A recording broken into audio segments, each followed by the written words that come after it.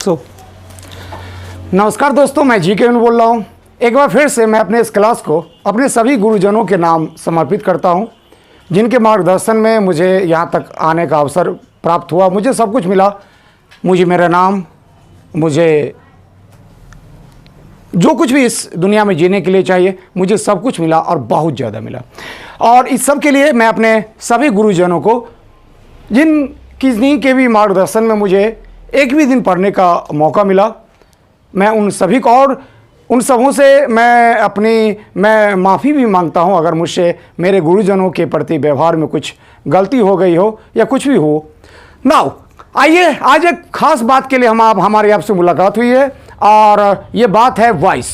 मुझे बार बार कहा जाता था वॉइस के बारे में, मुझे कहा जाता था कि वॉइस पर कई सारे लोगों ने बताया है, लेकिन वॉइस इस धरती पर सबसे अच्छा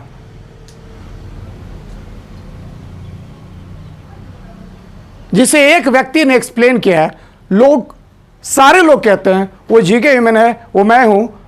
तो आइए, जीके ह्यूमन के शब्दों में वॉइस क्या होता है, क्या सच में वॉइस बड़ी आसानी से सीखा जा सकता है? जैसा कि आपने कई बार सुना होगा, लोग कहते हैं कि जीके ह्यूमन ही है जो 4 मिनट में पूरे वॉइस को सिर्फ पढ़ा नहीं सकता है, वो पूरी तरह से आपको सिखा सकता है। तो क्या ये सच में ऐसा संभव है? हम आपको इसी वीडियो के दरमियान में हम आपको बताएंगे कि आप मात्र 4 मिनट के लिए मेरी बात को गौर से सुनिए। आप इस धरती के किसी भी वाक्य का पैसिव बनाना बड़ी आसानी से सीख जाएंगे। किसी भी वाक्य का पैसिव बनाना या वॉइस से संबंधित किसी भी प्रश्न का जवाब देना बस आपके लिए एक चुटकी का खेल हो जाएगा। तो आइए, इस वॉइस को कैसे बनाएं, पैसिव वाक्यों को कैसे बनाएं, इससे पहले एक जो बहुत जरूरी चीज है उसको जाने कि ये वॉइस कहते किसको हैं। तो दोस्तों, सवाल है कि वॉइस कहते किसको हैं। इसके लिए हमने लिखा है व्हाट इज वॉइस। तो आइए, सबसे पहले हम वॉइस को डिफाइन करते हैं, इसे हम परिभाषित करते हैं और इसे हम लिखते हैं कि वॉइस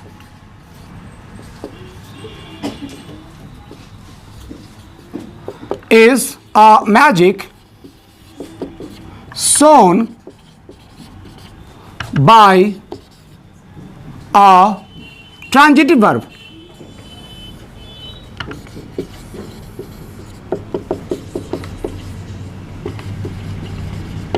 वॉइस किसको कहते हैं?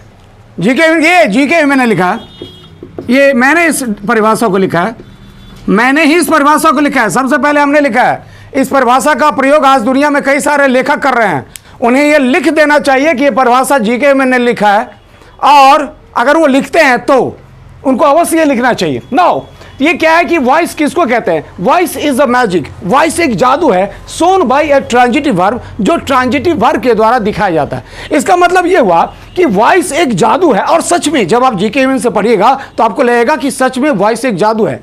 और ये अगर जादू है तो इस जादू को दिखाने का काम कौन करता है? Transitive verb. यानी कि वॉइस पूरा का पूरा एक जादू है और इसके जादूगर का नाम है transitive verb.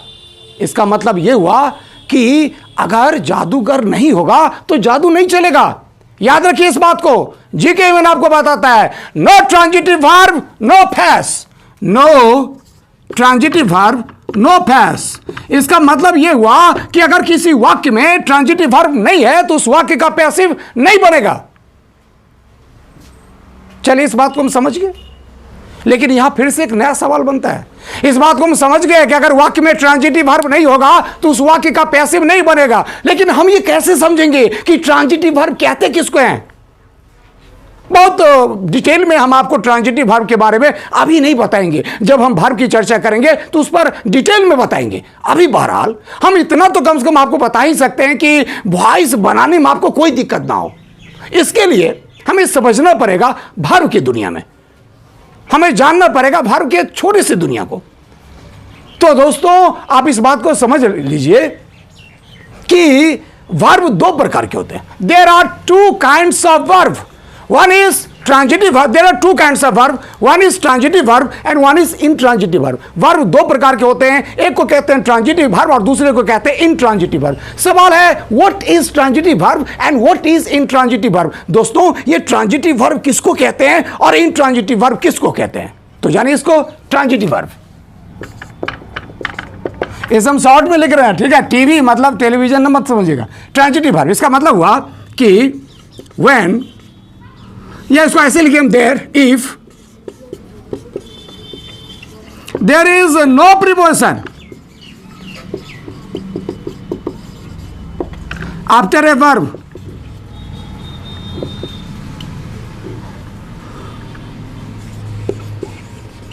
comma, the verb is transitive verb। और फिर दूसरा है intransitive verb। हम intransitive verb किसे कहते हैं, तो क्या बोलेंगे, if ऐसे लिखते हैं, if a preposition is used after a verb, comma, the verb is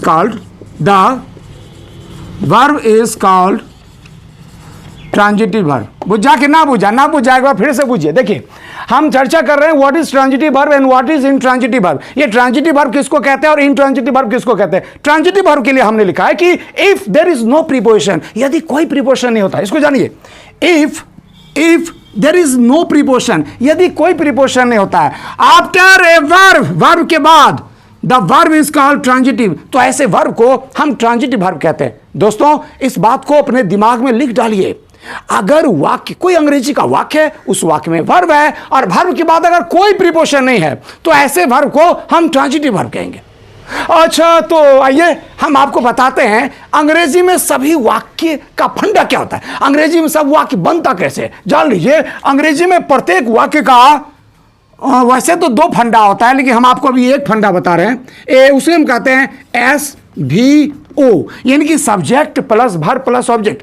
ये एक फंडा होता है, ये पहला फंडा है। वैसे चलिए हम आपको दूसरा फंडा भी बताते हैं। ये दूसरा फंडा है subject plus verb plus preposition plus object. ये वाक्य बनाने का दूसरा फंडा है। आप ऐसे समझो कि अंग्रेजी की दुनिया में जितने भी वाक्य होते हैं वे subject plus verb plus object पर बनते हैं, या subject plus verb plus preposition plus object पर बनते हैं।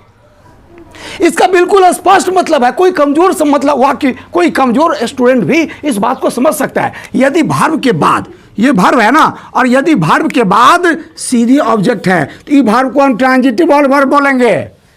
और यह देखिए, वर्ब के बाद प्रीपोजिशन है ना, तो ये वर्ब को हम इंट्रांजिटिव वर्ब बोलेंगे। इसी को हमने परिभाषा में लिखा है कि if there is no preposition after a verb, यदि वाक्य में वर्ब के बाद कोई प्रीपोजिशन ना हो, तो ऐसे वर्ब को हम ट्रांजिटिव वर्ब कहते हैं। और दूसरा क्या है कि if a preposition is used, if, इसको समझते हैं, if a preposition is used, यदि किसी प्रीपोजिशन का प्रयोग किया जाता है आफ्टर ए वर्ब, यह है आफ्टर ए वर्ब, यानी कि किसी वर्ब के बाद, तो the verb is called transitive verb, तो ऐसे वर्ब को हम इंट्रांजिटिव वर्ब कहते हैं। सॉरी, स्लिप ऑफ स्केच इसे कहते हैं दोस्त। ऐसे वर्ब को हम इंट्रांजिटिव वर्ब कहते हैं। तो जैसे वाक्य हम आपको दिखाते हैं, इसी पर एक वाक्य देखिए, subject plus verb plus object पर। जैसे कहते हैं ना कि आई टीच इंग्लिश। इस वाक्य को देखिए दोस्त, आई टीच इंग्लिश। क्या हुआ, जोर से बोले तो, बोलिए जोर से, आई टीच इंग्लिश बोलिए। देखिए, ये सब्जेक्ट हुआ जी, अरे वर्ब ही हुआ, ये ऑब्जेक्ट हुआ। अब वर्ब के बाद कौन सी आया है, इंग्लिश ना, तो ये वर्ब के बाद ये इंग्लिश आया। एक चीज बताइए, वर्ब के बाद कोनो प्रीपोजिशन है नहीं ना है, तो यानी कि इस वर्ब को हम क्या बोलेंगे, इंट्रांजिटिव, या मतलब इंट्रांजिटिव वर्ब। बुझे क्या? एक दूसरा वाक्य देखते हैं, जैसे कहते हैं कि आई टीच इन पटना, मैं पटना में पढ़ाता हूं। अब बताइए, यहां देखिए, ये आई सब्जेक्ट है, ये टीच वर्ब है, ये पटना ऑब्जेक्ट है, लेकिन इस वर्ब के बाद किसका प्रयोग किया गया, इनका जो प्रीपोजिशन है। अब वर्ब के बाद जो प्रीपोजिशन आता है तो उसको क्या बोलते हैं, इंट्रांजिटिव वर्ब। तो इसका मतलब दोस्त यह हुआ कि ये जो वाक्य है I teach English, oh sorry दोस्त, ये जो टीच है ना, तो टीच के बाद इंग्लिश है, तो टीच के बाद तो कोई प्रीपोजिशन नहीं है, इसीलिए इस टीच को हम ट्रांजिटिव वर्ब बोलेंगे। ये स्लिप ऑफ स्केच हो गया था जिसे आनंद ने करेक्ट किया। और ये है आई टीच इन पटना, यहां पर टीच के बाद तो प्रीपोजिशन इन है, इसीलिए इस टीच को हम इंट्रांजिटिव वर्ब बोलेंगे। नाउ इसका मतलब यह हुआ कि आपको अंग्रेजी में अगर यह वाक्य है ना, आई टीच इंग्लिश, इस तरह का वाक्य का बोलेगा पैसिव बनाने के लिए, तो इसका पैसिव बनेगा, इसका पैसिव बना लेंगे हम। आई टीच इंग्लिश का पैसिव होगा, हम आपको सिखाएंगे, तो इसका पैसिव क्या होगा, यस पैसिव। इसका होता है यस पैसिव, यानी कि इसका पैसिव बनेगा। और ये जो है आई टीच इन पटना, इसका passive yes passive, no passive, इसका पैसिव नहीं बनेगा। अगर हमको बोलेगा इसका पैसिव बनाने के लिए, तो इसका उत्तर होगा नो पैसिव, इसका उत्तर होगा नो पैसिव। देखते हैं इसमें प्रीपोजिशन लगा हुआ है, टीच के बाद इन प्रीपोजिशन है। अगर आपको प्रीपोजिशन समझ में नहीं आता तो बुझ जाइए, ये प्रीपोजिशन किसको कहते हैं, ये प्रीपोजिशन कहते हैं at, on, in, to, with, from. बस इतना बुझिएगा तो सब वाक्य बन जाएगा, ठीक है। एट, ऑन, इन, या at, on, in, to, with, from, इसे प्रीपोजिशन कहते हैं। इस प्रीपोजिशन अगर किसी वर्ब के बाद अगर ये प्रीपोजिशन आता है तो उस वर्ब को हम इंट्रांजिटिव वर्ब कहते हैं, और उस इंट्रांजिटिव वर्ब के वाले वाक्य का पैसिव नहीं बनता है। और अगर ट्रांजिटिव, अगर वर्ब के बाद कोई प्रीपोजिशन नहीं होता है तो उस वर्ब को हम ट्रांजिटिव वर्ब बोलते हैं, और ट्रांजिटिव वर्ब वाले वाक्य का पैसिव बनता है। तो आइए हम आपको बताते हैं अब सबसे महत्वपूर्ण बात भविष्य का, इसको हम कहते हैं कंडीशन ऑफ पास। क्या कहते हैं इसे हम, कंडीशन ऑफ पास। यानी कि अंग्रेजी में हम किसी वाक्य का अगर पैसिव बनाना चाहते हैं, इसके लिए दो शर्त है। तो जानिए condition of pass.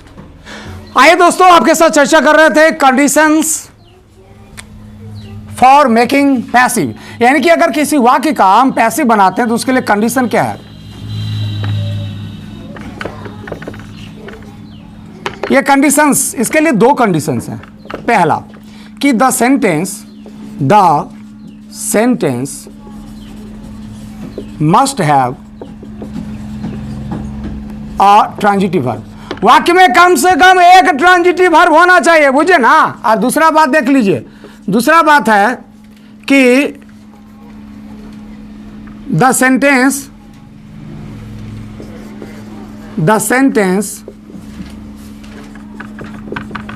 must not be of the following tenses। दोस्त, इसका मतलब हुआ कि जो वाक्य है वो निम्न में से किसी टेंस का नहीं होना चाहिए, ठीक है। और ये निम्न में से किसी टेंस का नहीं होना चाहिए, यानी कि चार ऐसा टेंस है ना जिसका हम पैसिव नहीं बनाते हैं। ये कितने टेंस हैं, चार। पहला है present perfect continuous, present perfect continuous, और दूसरा है past perfect continuous, past perfect continuous, और तीसरा है future perfect continuous, future perfect continuous, और चौथा डी नंबर है फ्यूचर इम्परफेक्ट। हम कहना आपको ये चाहते हैं, फ्यूचर इम्परफेक्ट है दोस्त, हम आपको कहना ये चाहते हैं कि अगर किसी वाक्य का आप पैसिव बनाना चाहते हैं तो वो वाक्य इस दो शर्तों का पालन करता हो, तभी उस वाक्य का पैसिव बनेगा। अगर ये दो सेंटेंस में अगर ये दो शर्त का पालन वाक्य नहीं करता है तो उस वाक्य का पैसिव नहीं बनेगा। ये दो शर्त में पहला शर्त क्या है, the sentence must have a transitive verb, यानी कि वाक्य में कम से कम एक ट्रांजिटिव वर्ब होना चाहिए, बुझे ना। अगर वाक्य में कम से कम एगो ट्रांजिटिव वर्ब है तो पैसिव बनेगा, और वाक्य में अगर एगो ट्रांजिटिव वर्ब नहीं है तो उसका पैसिव नहीं बनेगा। एगो ट्रांजिटिव वर्ब मतलब बुझे ना जी, ट्रांजिटिव वर्ब का मतलब हुआ ऐसा वर्ब जिसके बाद प्रीपोजिशन नहीं आता है, उसको हम ट्रांजिटिव वर्ब बोलते हैं। अब आइए दूसरी बात क्या है कि the sentence must not be of the following tenses, यानी कि ऐसा चार टेंस है, उस चारों टेंस में से किसी भी टेंस का वाक्य नहीं होना चाहिए। मतलब ये हुआ कि अगर वाक्य इस चारों टेंस में से किसी भी एक टेंस का है तो उस वाक्य का पैसिव बनबे नहीं करेगा। यानी कि प्रेजेंट परफेक्ट कंटिन्यूअस आपको बोल देगा, जैसे I have been teaching in this school, ये तो प्रेजेंट परफेक्ट कंटिन्यूअस है ना, अब दे देगा इसका पैसिव बना, तो क्या लिखेगा उत्तर, नो पैसिव। यानी कि present perfect continuous, past perfect continuous, future perfect continuous और फ्यूचर इम्परफेक्ट, ये चार गो एहन टेंस है जिसका पैसिव बनबे न करता है। इस वाक्य का अगर इस टेंस का कोई वाक्य दे देगा पैसिव बनाने के लिए तो उसका उत्तर क्या लिखेंगे, नो पैस। उदाहरण के लिए आइए, उदाहरण के लिए अगर मान लीजिए जैसे हम कहते हैं, एगो वाक्य कहते हैं कि आई लिव इन दिल्ली, इसका पैसिव क्या होगा? हाँ, दिल्ली हमारा द्वारा रहल जाता है, दिल्ली इज लिव्ड बाय, क्या ये नहीं, इसका पैसिव नहीं होगा। इसका उत्तर क्या लिखेंगे? नो पैस। क्या लिखेंगे दोस्त? नो पैस का मतलब हुआ नो पैसिव, ठीक है। अच्छा, ये तो ये हो गया। एक दूसरा बात बताते हैं आपको, जैसे कहते हैं ना कि I have been teaching in New Delhi, ये वाक्य है, आप जानते हैं ये प्रेजेंट परफेक्ट कंटीन्यूअस है, टेंस में पढ़िएगा तो ये है I have been teaching in New Delhi, ये प्रेजेंट परफेक्ट कंटीन्यूअस है। अब बोलेगा इसका पैसिव बनाओ, तो इसका उत्तर क्या लिखेंगे? नो पैस। क्या लिखेंगे उत्तर? नो पैस, मतलब नो पैसिव। यानी कि ये दो अगर वाक्य में अगर वाक्य में ट्रांजिटिव वर्ब है तभी उसका पैसिव बनेगा, और वाक्य अगर इस चारों टेंस से बाहर का वाक्य है तभी उसका पैसिव बनेगा। एक तीसरा एग्जांपल देखिए, जैसे कहते हैं ना कि I play cricket, I play cricket, तो ये देखिए सबसे पहली बात, I play cricket simple present है, यानी कि चारों टेंस में से कोनो टेंस का वाक्य नहीं, इसका पैसिव बनेगा कि नहीं बनेगा? बनेगा। हाँ, एक और बात बताते हैं कि उस वाक्य में जो प्ले है ना, इसको हम ट्रांजिटिव वर्ब कहते हैं, और आपको पता है कि ट्रांजिटिव वर्ब का पैसिव बनता है, तो इसका उत्तर क्या लिखिएगा? आई प्ले क्रिकेट, इसका पैसिव बनेगा कि नहीं बनेगा? हाँ, यस पैसिव। क्या होगा इसका? Yes passive, yes passive. और अगर कोई बोले कि इसका पैसिव क्या होगा तो क्या बोलेंगे? आई प्ले क्रिकेट का, और क्रिकेट इज प्लेड बाय मी, या पढ़िएगा। इसके लिए एक वाक्य है, ये वाक्य है राम रोट अ बुक। इस वाक्य को दोस्त हम एक्टिव सेंटेंस कहते हैं। क्या कहते हैं इसे? हम एक्टिव। और इसे हमें किस में बदलना है? पैसिव में बदलना है। अब सवाल है कि हम एक्टिव वाक्य को पैसिव में कैसे बदलेंगे दोस्त? इसके लिए 4 टेबलेट है। कितना टेबलेट है? 4 गोली। ये गोली नंबर 1, 2, 3, 4, ये 4 गोली है। ये 4 गोली किसी भी एक्टिव के वाक्य पर चला दोगे तो उसका पैसिव पट से बन जाएगा। एक बार फिर से सुनिए, ये 4 गोली हम आपको बतला रहे हैं, दुनिया का कोनो वाक्य है उस पर अगर ये 4 गोली चला दोगे ना तो उस वाक्य का पैसिव तुरंत बन जाएगा। ये 4 गोली क्या है देख लीजिए। सबसे पहला है, पहली बात इसको समझ लो कि ये है सब्जेक्ट, यह है दोस्त वर्ब, और यह है ऑब्जेक्ट। ये 4 गोली क्या है? तो पहला है कि ऑब्जेक्ट को सब्जेक्ट में बदलें। क्या है दोस्त? ऑब्जेक्ट को सब्जेक्ट में बदलें। तो ये ऑब्जेक्ट कौन है? A book. ए बुक को यहाँ ले आओ, तो यहाँ ले आएगा तो क्या इसको यहाँ से यहाँ क्या लिखेगा? A book. क्या लिखेगा? A book. और दूसरा है कि वर्ब के चाबी का प्रयोग करें। वर्ब के चाबी का प्रयोग करें, तो वर्ब इसमें कौन है? V2 है। रोट को क्या बोलते हैं? Write, wrote, written. Wrote V2 जी, तो ये रोट V2 हुआ। V2 का चाबी क्या होता है? Was were. V2 का चाबी क्या होता है? Was were. तो ए बुक के साथ क्या देंगे? ए बुक के साथ वॉज देंगे कि वर देंगे? तो ए बुक के साथ वॉज देंगे। क्या देंगे दोस्त? वॉज देंगे। अच्छा, एक चीज बताओ, ये V2 है तो वॉज दिए, अगर यहां पर V3 रहता तो क्या देते? बीन। अगर यहां पर मान लो V1 रहता तो क्या देंगे? बी इज ए मार। अगर मान लो V4 रहेगा तो यहां पर क्या देंगे? बीइंग, BEING, बीइंग देंगे। यानी कि जो वर्ब रहेगा उसका चाबी यहां पर दे देंगे। तो यह इस वाक्य में wrote, write, wrote, written, wrote V2 होता है ना। अब V2 का चाबी क्या होता है? Was were. तो ए बुक के साथ वॉज दे दिया। अच्छा, ए बुक है तो वॉज, अगर यहां पर आता WEV तो क्या देंगे? वॉज की वर, तो वेर दे देंगे। अगर रहेगा THEY दे तो दे रहेगा तो वेर दे देंगे। अब आइए, तो ये वर्ब का चाबी हुआ, और अब इसी वर्ब को V3 में बदलेंगे। तो इस वर्ब का ये यानी कि क्या बोलेंगे कि वर्ब को V3 में बदलें। वर्ब को V3 में बदलें। ये वर्ब रोट है ना जी, तो रोट का V3 क्या होगा? रिटेन। रोट का V3 क्या होगा? रिटेन। हमको जानना चाहिए राइट, रोट, रिटेन क्या होता है? Write, wrote, written. तो ये रोट का V3 क्या होगा? रिटेन। अच्छा, ये रोट आता रिटेन दे दिया। अगर यहाँ पर स्पीक रहता तो यहाँ पर क्या लिखते? स्पोकन। यहाँ पर रहेगा टीच, तो यहाँ पर क्या लिखेंगे? टॉट। जो वर्ब है उस वर्ब को हम V3 में बदल देंगे। अब आइए, और एक आखिरी बात क्या है? आखिरी बात है सब्जेक्ट को यहां लाना। यानी कि क्या बोलेंगे कि सब्जेक्ट को बाय प्लस एजेंट में बदलें। दोस्त, ये बाय प्लस एजेंट राम है ना, तो यहां पर लिख देगा बाय राम। क्या लिखेगा? बाय राम। आइए देखिए, यहाँ पर राम है तो बाय राम, यहाँ पर सोहन रहेगा तो बाय सोहन, यहाँ पर जीके हेमन रहेगा तो यहाँ पर बाय जीके हेमन, यहाँ पर अजय रहेगा तो बाय अजय, यहाँ पर जो रहेगा इसमें बाय लगा के यहाँ पर लिख देना, दैट्स ऑल। तो क्वेश्चन है राम रोट अ बुक, इसका पैसिव होगा a book was written by Ram. जोर से बोलिए, क्या होगा? जोर से बोले तो speak loudly. A book was written by Ram. So that's all दोस्तों। अब आइए हम आपको बताते हैं कुछ वाक्य, इस वाक्य का आप प्रैक्टिस कीजिए और अगर कोई प्रॉब्लम हो तो आप जरूर हमसे पूछिए। आप अगर चाहें तो हमारे वीडियो पर जो भी सवाल पूछना चाहते हैं, आप लोग के साथ हम लाइव हैं, लेकिन हम तो ये वीडियो की बात बता रहे हैं। इसमें अगर वीडियो पर कुछ भी पूछना चाहते हैं तो आप ज़रूर पूछिए, हम उसका ज़रूर जवाब देंगे। आप अंग्रेजी से संबंधित दुनिया का कोई भी प्रश्न हमसे पूछ सकते हैं, हमें खुशी होगा कि हम आप में से किसी के भी डाउट्स को क्लियर करें, ये हमारे लिए बहुत खुशी की बात होगी। और दोस्त, हम आपको बताना चाहते हैं, हम अपने गुरुजनों के आशीर्वाद से हमने अपने कम ही समय में सारा कुछ कर लिया है, हमें कुछ भी अब नहीं चाहिए। अब हम चाहते हैं इस देश दुनिया में जो गरीब छात्र हैं उनका काम हो और काश ऐसा कोई तरीका हो कि उन्हें एक भी रुपया पढ़ाई लिखाई में खर्च ना करना पड़े और उन्हें दुनिया का सबसे सटीक, लॉजिकल और कॉन्सेप्चुअल पढ़ाई मिले, जो उन्हें उनके उद्देश्य को प्राप्ति करने में और उन्हें उनके लक्ष्य तक पहुंचाने में मददगार हो। सो जय हिंद दोस्तों।